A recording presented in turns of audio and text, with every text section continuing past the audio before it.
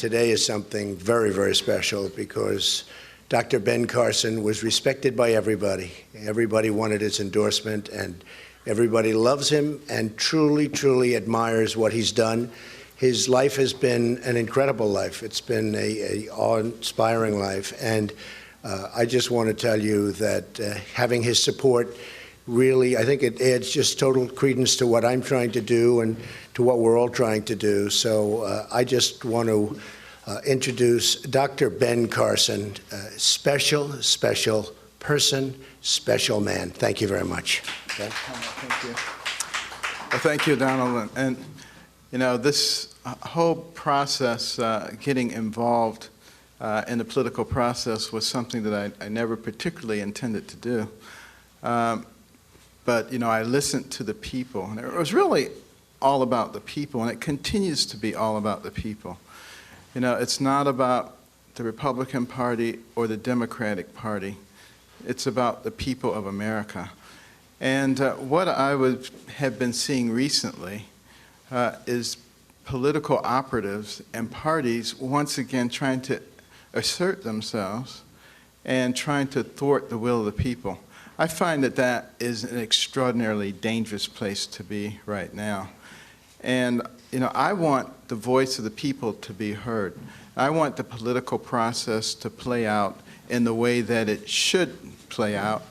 And, you know, I think the Republican Party particularly would be very wise not to adopt let's stop this guy and let's promote this guy policy, but rather start thinking about what are the things that are going to be helpful for America. Right now, you know, we're in a process of going off the deep end. We're going off the cliff. We're fiscally irresponsible. We're hating each other. We're destroying ourselves. A house divided against itself cannot stand.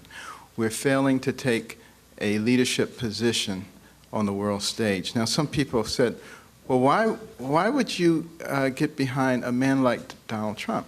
I'll tell you why. First of all, I've come to know Donald Trump over the last few years. He is actually a very intelligent man who cares deeply about America. There are two different Donald Trumps.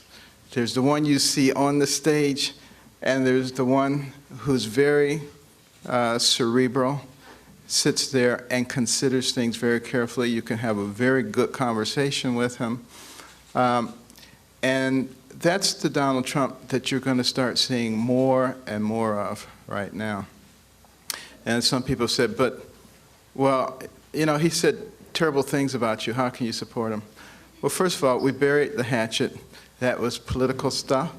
And, you know, that happens in American politics.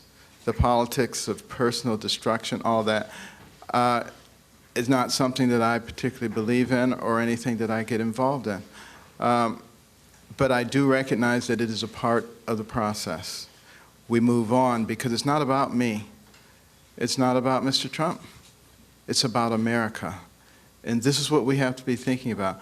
I have found in talking with him that you know, there's a lot more alignment philosophically and spiritually than I ever thought that there was. He will speak to that, but you know, that actually surprised me more than anything, because I do recognize how a person's image can be greatly distorted, having been the victim of that.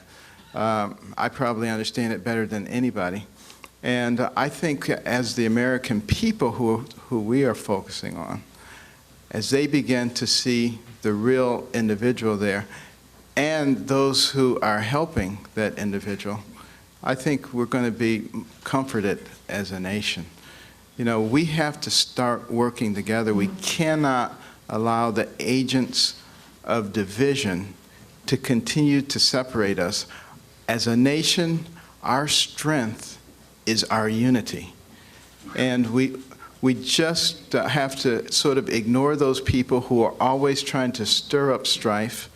And I'm appealing to some degree to the media as well. You know, you're part of America too, and should be interested in strengthening our nation, not in creating divisions, not in creating conflicts all the time. If we start having that American attitude, that American spirit that made us great, that took us to the pinnacle in no time at all, believe me, everybody will benefit from that. We're also talking about how can we make America a place that's successful for everybody. You know, we have 330 million people. We're going to be competing with China with 1.4 billion, India 1.1 billion. We have to develop all of our people. You know, the people who are the downtrodden in our society, we're not doing those people any favor by patting them on the head and saying, there, you poor little thing, I'm going to take care of all your needs.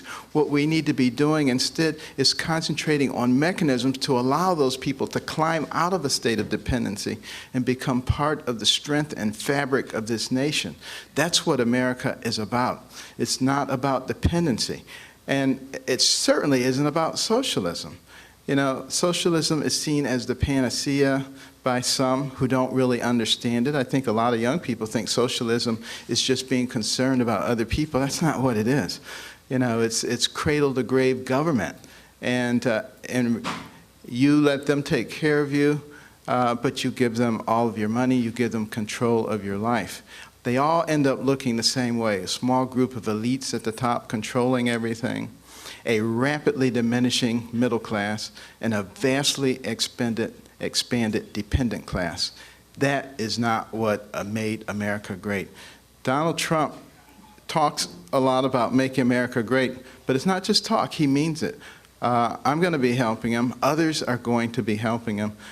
You know, one of the things that I've discovered in this country is we have some incredibly smart people. None of us knows everything, but when we begin to use those smart people effectively to accomplish the goals of America, you're going to see us once again begin to ascend to the pinnacle, to a much higher pinnacle than we've ever achieved before, and that's where America should be. Thank you so much.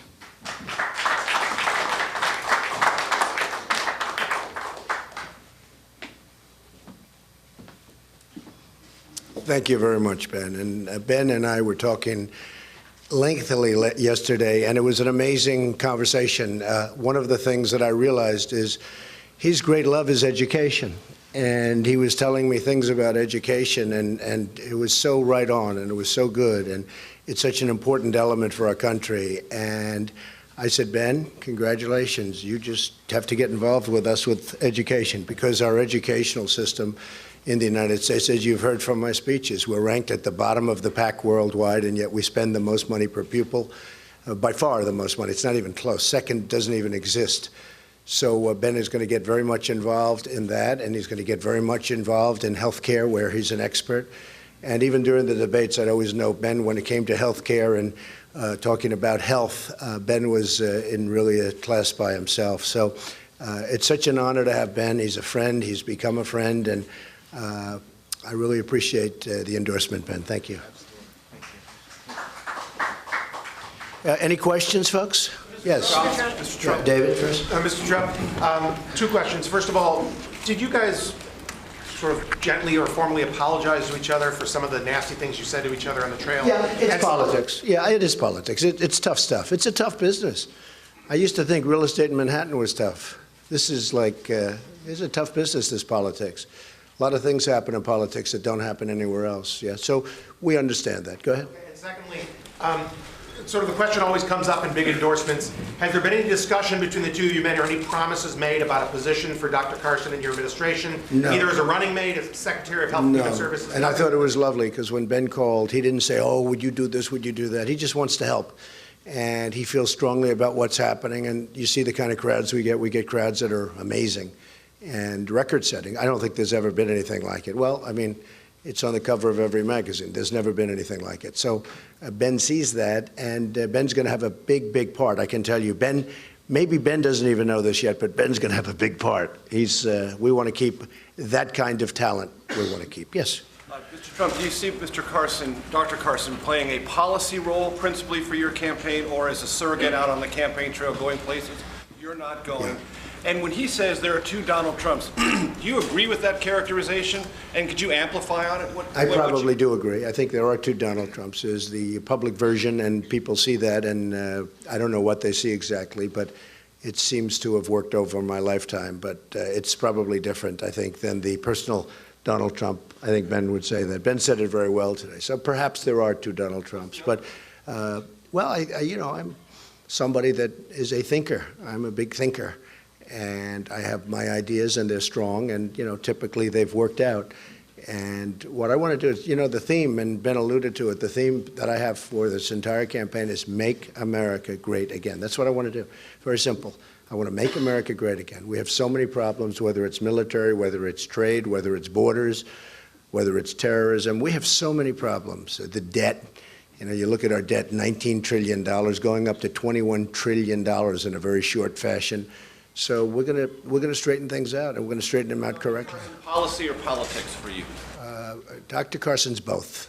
Dr. Carson is both, but he's going to be very much on policy. Ben was always very strong on policy, and he's going to be very much on policy.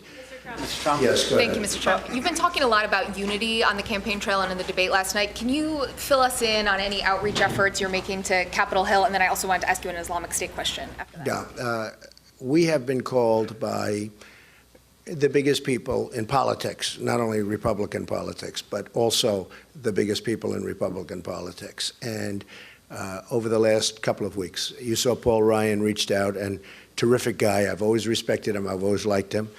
And not necessarily agree on everything, because I'm very strong on borders and very strong on security. And I think Paul is, I think he's going to have his views, and I think probably certain things will change. But Paul Ryan reached out, and we had a great conversation, and many other people at the top level. I sort of get a kick. I see you covering one person who's saying Donald Trump must be stopped, and I talked to him 2 days before, and he's saying, Donald, we have to come together. We've been contacted by many of the biggest people in Republican politics. Congressional lawmakers as well, proactively? Well, I'm reaching out, but they're really reaching out to us because they see what's happening. We're getting millions and millions of people, additional people that the Republican Party has never had before. It's the biggest story. I said it last night at the debate. It's the biggest story in politics is what's happening. We are having millions and millions of people come up and vote for the Republicans. They get out, they register Republican. I've had so many people tell me, I've never voted Republican in my life. I left the Democrats in order to register as a Republican so I could vote for you. Independents, Democrats, and you see it. We're up 65%, more than that. Millions of people more. And that's what I'm saying. The Republicans now want to embrace it. I mean, I see it. They want to embrace it. Tom? And then I also wanted to ask you about Islamic State quickly. Last night in the debate, you talked about potentially sending up to 30,000 American troops to the Middle East to fight Islamic State. We have to get rid of ISIS. That's more troops than George Bush sent to Afghanistan after 9/11. Let me tell you, we're going to get rid, and they're going to get back real soon. We have to get rid of ISIS. It's going to be up to the generals. We have to get rid of it, but the generals are going to be able to play their own game. I want to find out I have the right general. I want to find out we have the right general, Ben, right? We don't want to have the wrong general talking to us, but we're going to find the right general. We're going to find the right guy or person or woman. Be prepared potentially for a long war No, under it's going to be a very Trump quick. administration? It's going to be very quick. We're very powerful. We don't use our power. Yes. Mr. Trump, 2 questions. First, on the bearing the hatchet deal with you and Dr. Ben Carson, you mentioned politics is rough. Do you personally regret any of the things you said about Dr. Carson? Well, it's a funny thing. I was thinking about it yesterday, and because I have such respect for Ben. And if you notice, I mean, the CNN poll came out 49-15. How do you like that, Ben? He wouldn't have been happy. But if you notice, during this whole thing, nationally I'm talking about, because ultimately, they say nationalism is important. Well, ultimately, I guess it's probably the most important. So CNN comes out 49 a couple of days ago, 49 for Trump and 15 for the 2 others. I think we're at 15.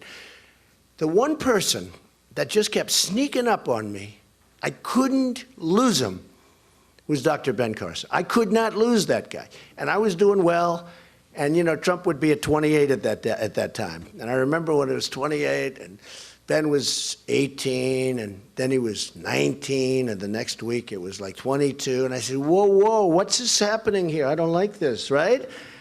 And then he was 24.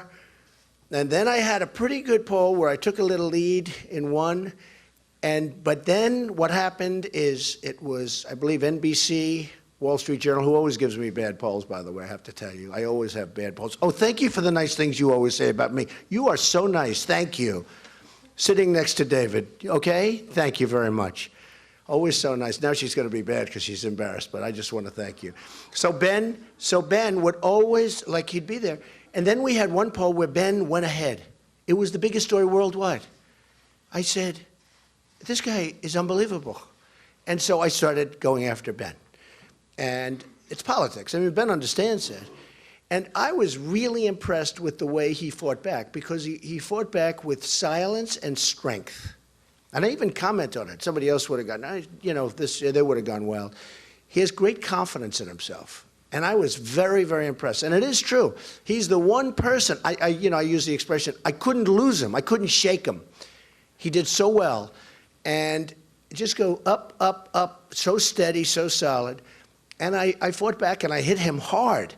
And he, which is politics, and Ben understands that, and he understood that because I talked to him about it yesterday, but he handled it with such dignity. I frankly thought it was amazing. I actually gained a lot of respect for him. Okay. So on that point, though, Mr. Trump, you talked about the two Donald Trumps, that there may be, Dr. Ben Carson brought that up. When you say things like, you know, I want to punch a protester in the face, or when you said the things about Dr. Ben Carson, is it just politics? Are you playing a character there? It's politics and it's fact. Let me just tell you.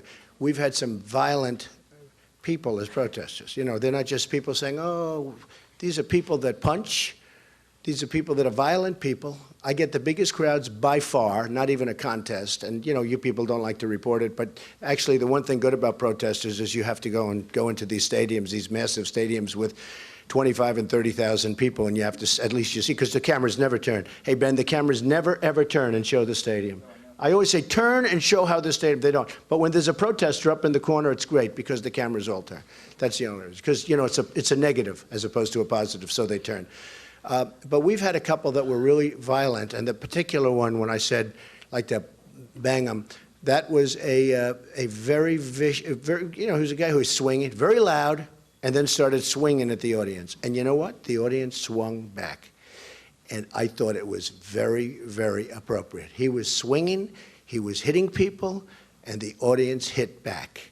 And that's what we need a little bit more of. Now, I'm not talking about just a protester. This was a guy who should not have been allowed to do what he did. And frankly, if you want to know the truth, the police were very, very restrained. The police have been amazing, but the police were very, very restrained. Okay, yes. Mr. Trump, did the RNC ever come to you, and I don't know if you know about the other candidates, but did they ever come to you and say this debate needs to be more civil? No, they didn't. If not, why do you think it was more civil? I just think it was time. It was time. It was very substantive last night. I said before, it was a very elegant debate. It was very substantive. It was, Ben came in and he said, that was really a very beautiful debate last night. It's gotten great reviews as a debate. I won't tell people that I won, even though I did win, let me just say. I refuse to say that. Time Magazine, 80. Slate, 84. Fox, 91% at Fox. I don't believe it.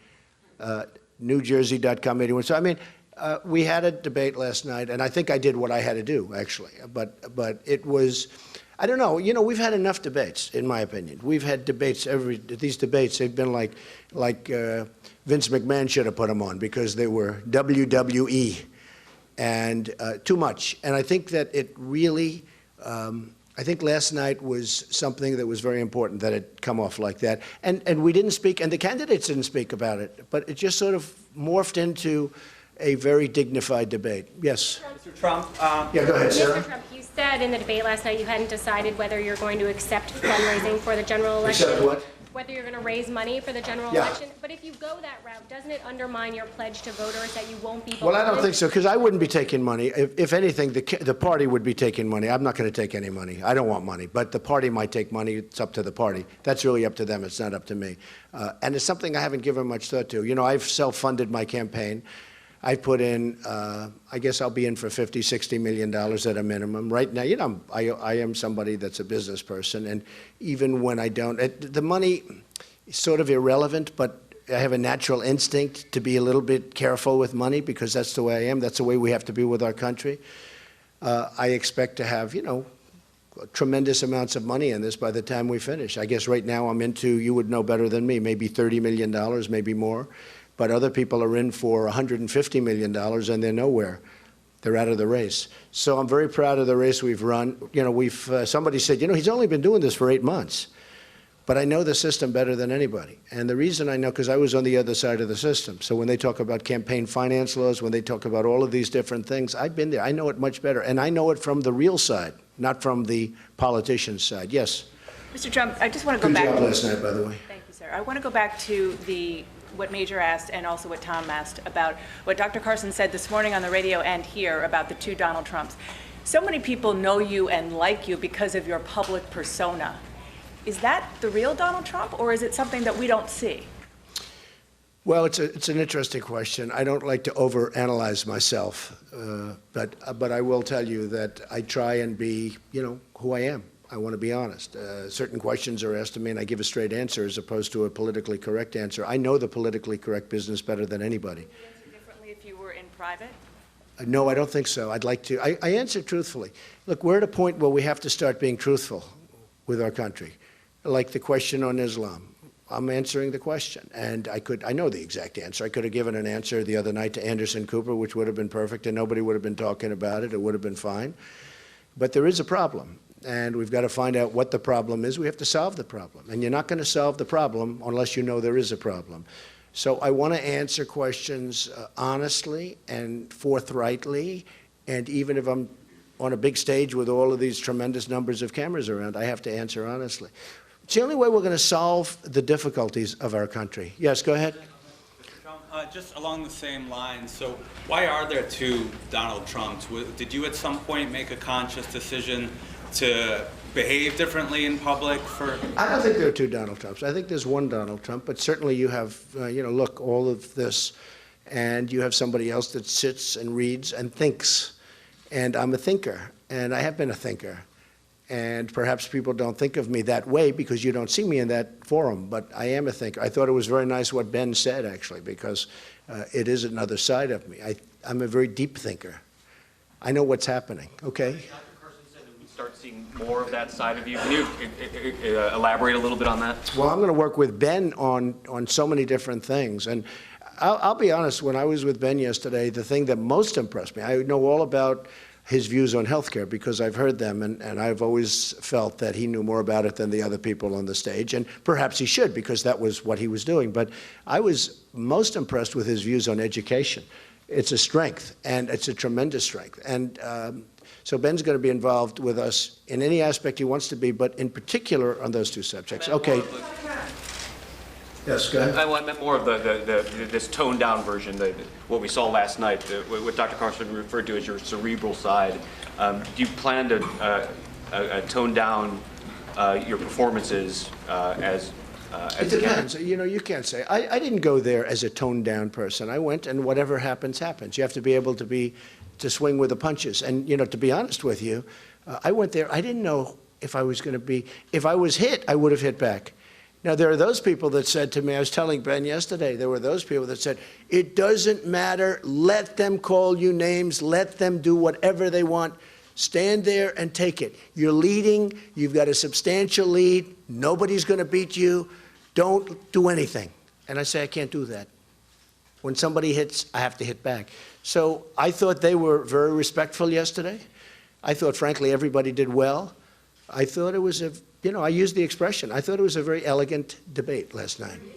Yeah, go ahead. Mr. Trump, two quick things. You said earlier that you felt we've had enough debates. There is potentially another debate scheduled on March 21st. Is your suggestion to the RNC at this point, guys, we've had enough? I think we've had enough debates. I mean, how many times do you have to give the same answer to the same question? Do you agree with that, Ben? I mean, the same question, same people, same everything. I think, it would be nice to finish off with this one. I thought CNN did a fantastic job last night. I thought that Jake was a great moderator. It was just a really nice way to finish off the debate season. But I really think it's enough debates. I don't think there's any reason for the debates. I know they're getting very big ratings. And by the way, the Democrats are not getting ratings at all. And our debates are getting very, very big ratings. But, one of those things. I think we had enough. The networks want them. I don't think any of the candidates want them at this point. The networks very much want them. Can you talk about also, there's a phrase you've been using the last several days on the trail and in interviews. You've said embrace it to the Republican Party. I know you were asked a little bit about that earlier. Yeah. As you move forward now and as the contests start to limit, what are you going to do? Are you going to find yourself surrounding yourself with more people who are endorsing you, speaking on your Well, when I said behalf? embrace, I was saying that the Republican Party should come together and embrace these millions of people that are going down and voting. Millions. You know, South Carolina, New Hampshire, no matter where it is, it's the millions and millions of people. We've had, I was going to bring down a list, and I said I didn't want to bore you people, but we've had some states that are up 102% from 4 years ago. 102%. There's something happening that's really beautiful to see. And these are people, in many cases, as I said last night, these are people that have never voted. Ben, I have people coming up, they said, and I'm talking about 40, 50, 60, 70 years old. So many people. They say, Mr. Trump, I've never voted before. And they've got a Trump shirt on.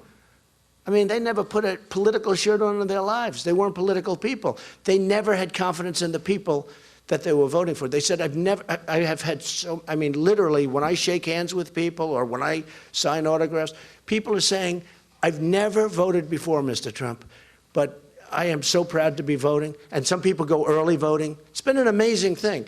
And what I said to the Republican Party, the establishment, if there is such a thing, I guess I used to be a member of the establishment 8 months ago, but if there is such a thing, I'm not sure that there is, but I said embrace it instead of fighting it, instead of fighting me like this, you know, these people from Club for Growth. These are people that came to my office, they asked me for $1 million. I said, who are they? I don't even know who they are. They asked me for $1 million. And I said, well, let me think about it. Then I found out who they are, and I said, I'm not going to waste $1 million. Why would I give them $1 million? And as soon as I said that, they started doing negative ads. They went negative on me. If I would have given them $1 million, they wouldn't be doing negative ads. They're extortionists. They're extortionists. That's all they are. And I look on television, I see negative ads, which are all wrong. The ads are lies, by the way.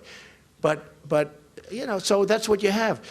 We should embrace it. The Republican Party should grab this, and we will have a victory like the Republican Party has never had before. One of the things Ben and I were talking about, I will win Michigan. That's not in the playbook for the Republican Party. I think I have a chance to win New York. That's not in the playbook. Can you imagine if you win New York? You know, they always talk about the 6 states you have to win, the Florida, Virginia, you know, just go down the line, Pennsylvania, Ohio. You have to win certain states. If you lose one of them, it's over for the Republican Party.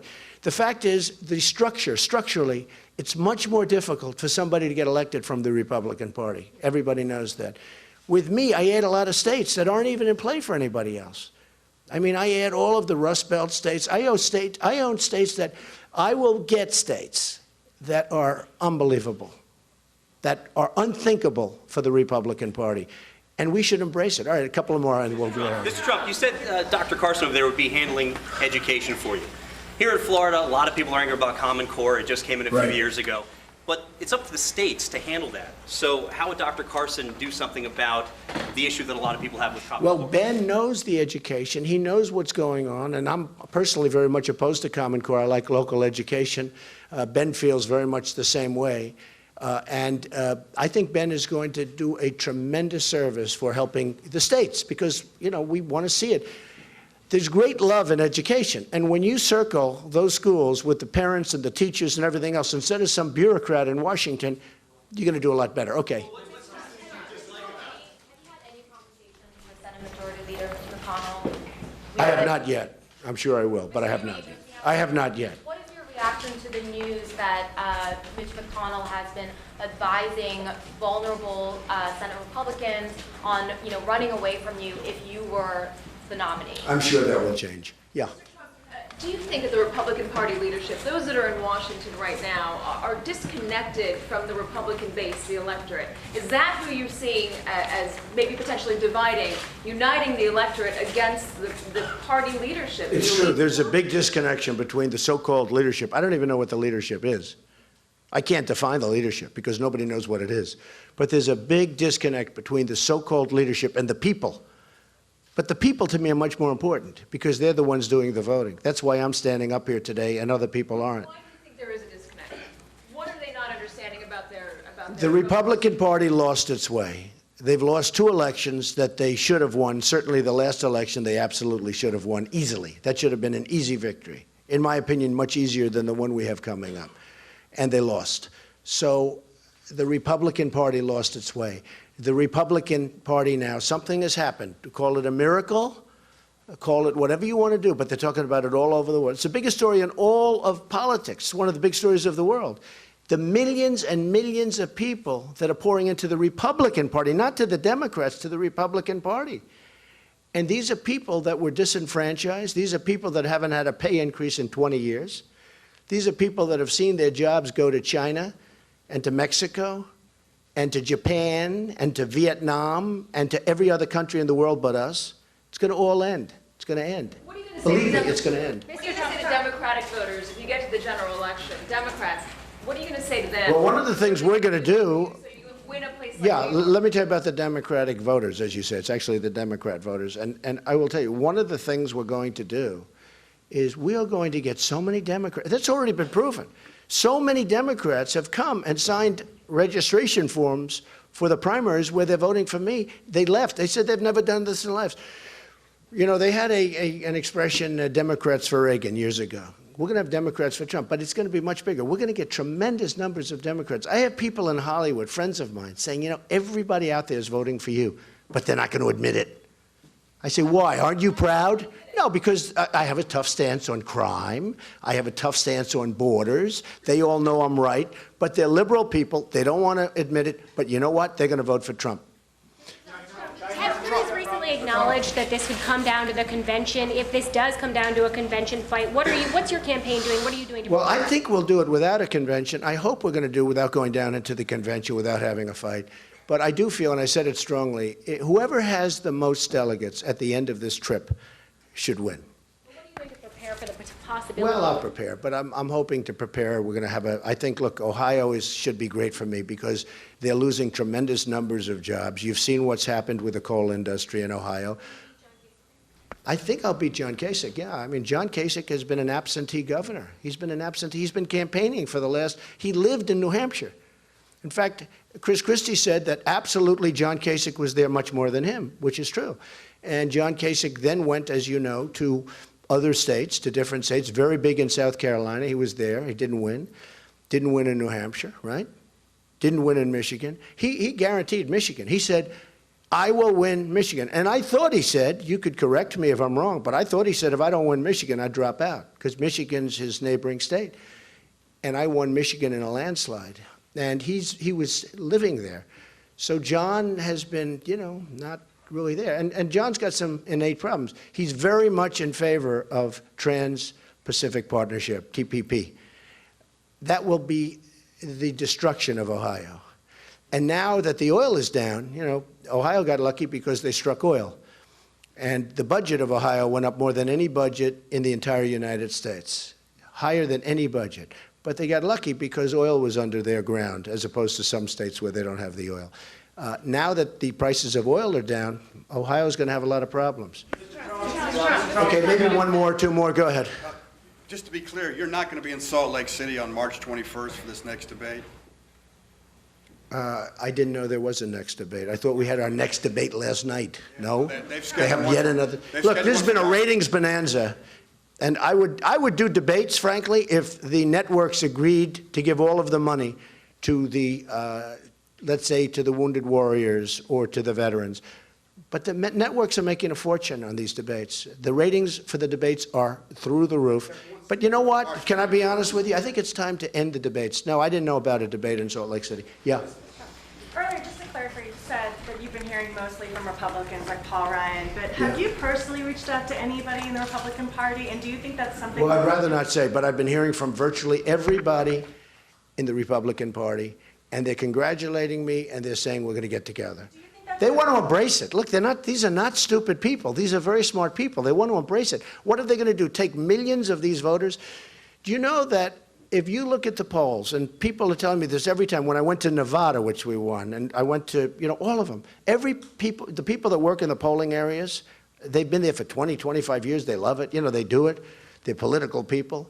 Every single time I go, they say, Mr. Trump, we've never seen anything like this. You go to Nevada, they'd say, we'd stand here and the place would be empty all morning long, and now you'd have lines that are 5 blocks long. It's really been an amazing thing. Yes, ma'am, go ahead. Absolutely. So last night on the debate stage, you said that trade is one of the areas on which you Right. diverge from the Republican Right. Party. You've been Very much so. discussing this a lot in the context of Ohio. So how would you say you differ on trade from Hillary Clinton? Well, Hillary's terrible on trade. First of all, she has no business instinct. She doesn't have the energy or the strength to get the right trade deals made. Let me tell you, you need strength, you need stamina, you need a lot to get these deals done. They come at you in waves. And to do these deals where they wrap them up and they put 12 countries in one, TPP as an example, I want individual trade deals with individual countries. Some deals we'll make that will be so good. Some countries treat us better than others. Some are worse. China will take advantage of TPP. It's not in it now, but believe me, they will come through the back door. They're watching it so closely. I have so many friends in China. I have great respect for China. I'm not angry at China. I'm angry at our people. We have a trade deficit with China this year, $500 billion. It's unsustainable. No, we're going to change our trade deals. We're going to make great deals. We're going to become a rich nation again. We cannot become a great nation until we become rich again. You know, we can't afford Social Security. We can't afford anything. I'm going to save Social Security. There are so many things we can do. It's going to go quickly, too. Okay, yes. A quick question for Dr. Carson just about your decision to endorse Mr. Trump over Senator Cruz. You did indicate earlier in the week that you were open to endorsing one of the two. So why not Senator Cruz? Well, first of all, we had a lot of excellent candidates. I think any of the 17 candidates who were running could have done a fine job. But one of the real factors for me is what will happen if we allow the political operatives to succeed in their endeavor to stop Donald Trump. I think it would fracture the party irreparably, and it would hand the election to the Democrats. And they would get 2 to 4 Supreme Court picks, and America would be forever changed. And that's the big picture. It's a very big picture. It's not about me. It's not about Mr. Trump. It's about America. Why not Senator Cruz, ultimately? Because I feel that Mr. Trump is willing to do what needs to be done to break the stranglehold of special interest groups and the political class. Are there any remaining hard feelings towards Senator Cruz over what happened in Iowa? I've completely forgiven him. That's a duty one has as a Christian. Dr. Carson, you said throughout your life God has led you to your most important decisions. This truly is an important decision. Did God lead you to Donald Trump? I prayed about it a lot, and I got a lot of indications. People calling me that I haven't talked to for a long time saying, I had this dream about you and Donald Trump. I mean, it's just an amazing thing. But, you know, I also tend to think that the way God speaks to you is by giving you wisdom. And that wisdom says to me that if we allow this attempt to disrupt the will of the people to be successful, it will fracture the party in an irreparable way. And that will hand the election to people who I personally believe would destroy our country. And the reason I say that is because, you know, Hillary Clinton was a great friend of Saul Alinsky. She was on a first-name basis with him when she was a student. Saul Alinsky wrote the book Rules for Radicals. And if you haven't read it, I recommend that you read it and see the kinds of things that are recommended to change, fundamentally change this nation from the great success that we have to a socialist country. And the dedication page of that book says, dedicated to Lucifer, the original radical who gained his own kingdom. I don't want anything to do with anything like that. Dr. Carson, you talked about burying the hatchet. Did you have any kind of conversation with Mr. Trump like that with Senator Ted Cruz? And did he ask you for your endorsement? He did not specifically ask for an endorsement, but he did apologize, said that, you know, he wasn't really aware of what was going on. He didn't agree with it. Why Mr. Trump over Ted Cruz? Dr. Carson, you said just a week ago today at CPAC that you were endorsing We the People, and it sounds as if in that intervening time between then and now you've evolved, and the central focus, what I hear you saying is The effort to stop Donald Trump is what motivated you to endorse him. Is it Donald Trump's qualities for the presidency or this movement against him that puts you where you are right now? It's about we the people. We need to empower the people. That is not going to be done through politics as usual, be that Republican politics as usual or be that Democrat politics as usual. It requires somebody who's a bit of an iconoclast, but someone who has the ability to listen and to make wise decisions. Do you think that, going back to what Mr. Trump said about embracing these people, you had a lot of evangelicals come out to a lot of rallies in Dayton when you were there, when I was there. Do you think that people will be representative of the American people, and do you think you can help bridge the gap with those evangelicals as well as with people of color now that you're endorsing Mr. Trump? Well, you know, I hope that we can bridge the gap with everybody. All the policies that I have ever talked about, and Mr. Trump is going to be on board with this too, we talk about things that are good for everybody, not for this group or that group. The whole concept of picking and choosing winners and losers is something that I think is antithetical to what we believe, don't you? And you know, that simply would not happen with a Trump administration. We would be looking at ways to do things that benefit all Americans, that create an equal playing field, equality of opportunity. That's what we're looking for. And that doesn't mean that we're not sensitive to people who are downtrodden. In fact, we're very sensitive to people who are downtrodden. And we'll be putting in place things that will allow those people to ascend. Many people have been placed in a position of dependency for generations. They don't even recognize what's going on. We have to change that. Dr. Carson, do you see over of Latin American countries? What are you doing to reverse that situation? We are fighting in the Middle East, but they are now in our neighborhood. What we are doing to reverse the China influence and Russian influence in our neighborhood? Well, I'll let Mr. Trump answer that question. Dr. Carson, do you see a future for yourself in politics? And even if there were no promises made as part of this endorsement, would you be interested in serving in a potential Trump administration? Well, I'm interested in saving America. My concern is our posterity, all the people who are coming after us. And we are destroying any possibility of the American dream for them with the policies that we're doing. So I would be very interested in helping to achieve the goal of saving America and making it great. Part of a potential Absolutely. Trump administration. Dr. Carson, you talk about two Donald Trumps. Oh, Catherine, I didn't notice that was you. Nice to see you. You talk about two Donald Trumps, the one we see in public, the one we see in private. Does that worry you for the American voters? Should the voters know that second Donald Trump, and then as that relates to you, you and Mr. Trump have sparred on a number of issues, whether it's Muslim database, whether it's religion. Are we now seeing a second Dr. Carson with this endorsement? I don't think so. But my point being that there's a different persona. Some people have gotten the impression that Donald Trump is, you know, this person who is not malleable, who does not have the ability to listen and to take information in and to make wise decisions. And that's not true. Now, you might get that impression from, you know, looking at debates and looking at some of the public appearances, but he's much more cerebral than that and a much more reasonable person than comes across. But as you well know, because you've heard me talk about it a lot, you know, the media, they're very skillful at painting people certain ways. And it may not be who that person is at all.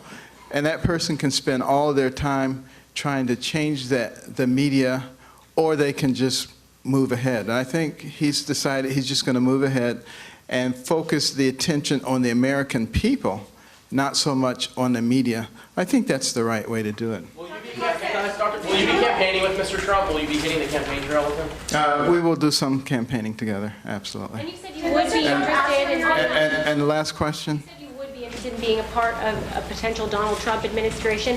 Have you been promised a running mate slot or a VP slot in exchange for this endorsement? We have not talked specifically about a role other than, being involved in helping formulate policies and trying to make America great. That's the real key. And as was said by many, it is great, but it is nowhere near as great as it can be. And a lot of the things that are in place and that have been in place and growing over the last few decades have led us to a place of incredible stagnation. We don't need to be there.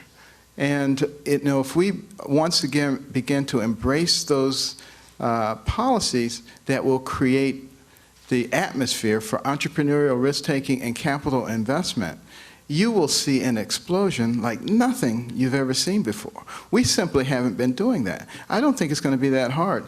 And I don't think Mr. Trump thinks it's going to be that hard either. So thank you all very much. Thank you very much. Great honor. And go outside. We have coffee and drinks. Enjoy yourselves. Thank you.